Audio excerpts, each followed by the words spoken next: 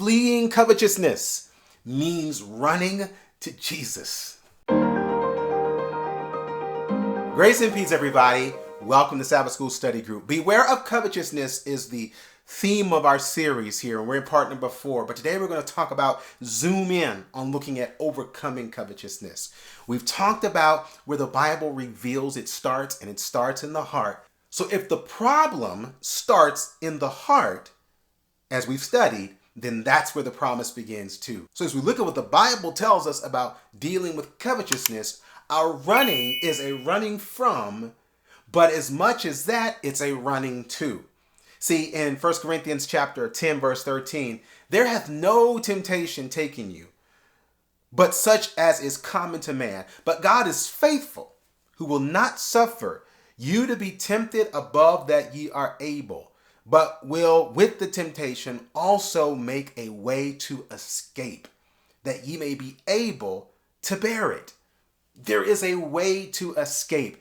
It's good to know that even when the enemy appears to put our backs up against the wall, even when it appears that we are in a corner and there's nowhere to go, God has promised through Christ, there's always a way out.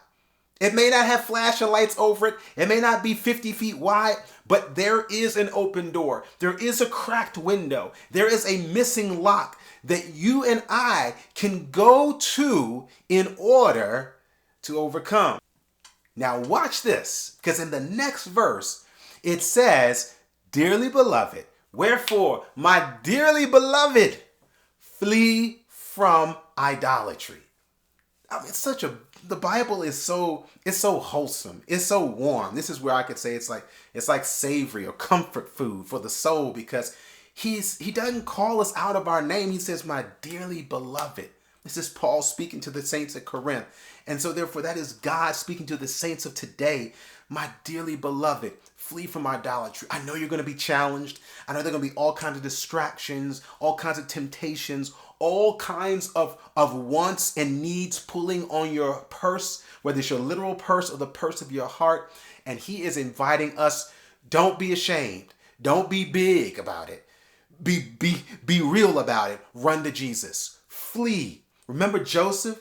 Joseph was running, and that brother was fleeing idolatry, and in his fleeing, he actually left his coat. Isn't that interesting? Because this was the same young man as a teenager who got spoiled but blessed with a coat. And so if there's anything that Joseph is not going to leave, it will be his coat. Now, this one wasn't from his daddy, like, Daddy Jacob, but this one was from his master, Potiphar. He left that coat and said, "I'd rather have no coat with Christ than be fully clothed in the enemy's camp, fully clothed in my sin." Brothers and sisters, not only do we got Joseph's example, we got another one.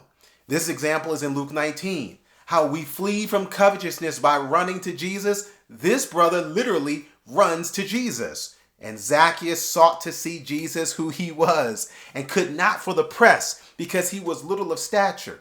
And he ran before and climbed up into a sycamore tree to see him, for he was to pass that way. And when Jesus came to the place, he looked up and saw him and said unto him, "Zacchaeus, make haste and come down, for today I must abide at thy house." This is a double goodie, because the idea of fleeing from idolatry, fleeing from covetousness and to Christ is the same path. It's the same cadence that we take when we're fleeing any sin. It may not be greed for you. It could be some other issue, some other burden, or even some other addiction that the enemy has found a root now in your heart. It's time to lace up, put on those, have your feet shod with the preparation of peace. You want to find peace? You got to run to Jesus. You have to run to him. Literally, you are oftentimes going to have to call out his name, call on his presence, and say, "Lord Jesus, save me." And he is faithful.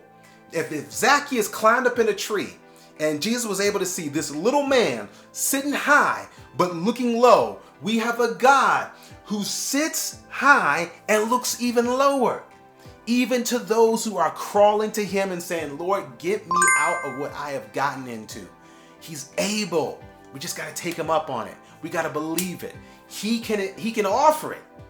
Only we, only you, only I can make that decision to run to him.